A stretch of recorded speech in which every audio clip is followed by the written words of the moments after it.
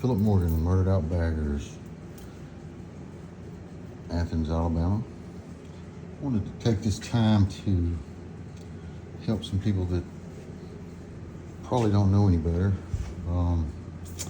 on having a rollover wheel chock or locking wheel chock.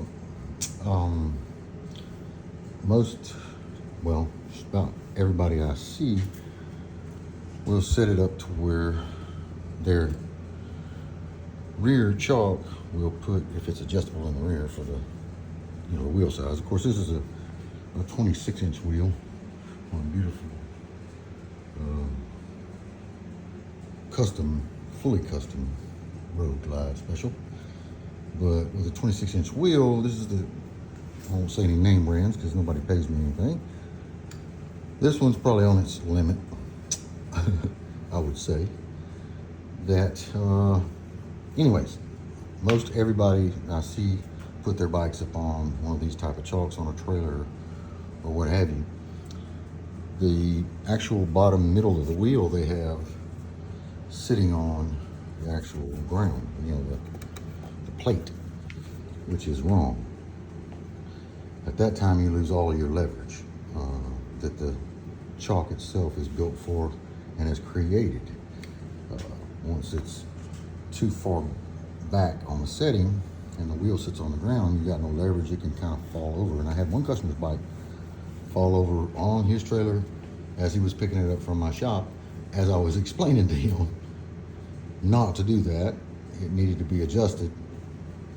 And it was a cheaper model, of course, and it was real flexible and bendable.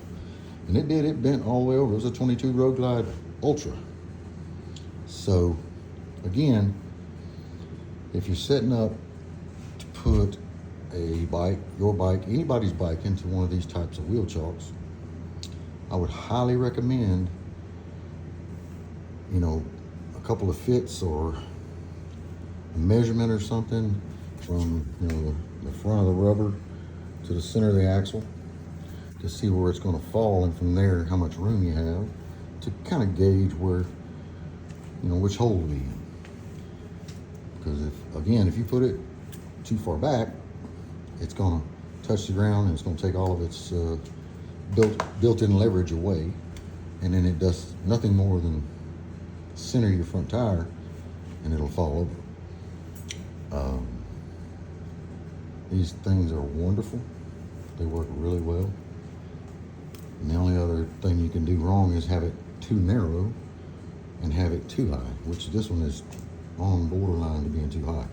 You want this piece of the rear chock just before the center of your axle. And it is, but not by much. And then you can see the actual clearance I have. Now, it'd be a 21 or a 19, I would have a lot more.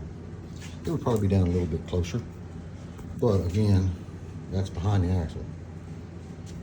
So, in the future, the people that don't know, hopefully this will help them, keep them from rolling over their own bikes or somebody else's bike that they're trying to help load or move.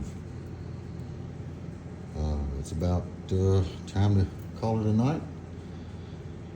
It's pretty late, but I just, as I had to redo these forks and put the axle in and space everything out for the brakes, putting it back down in this chock, with I use a K&L scissor jack or pancake jack, fat boy or whatever they call them things, and they work really well. But hopefully this helps some people. Have a good night.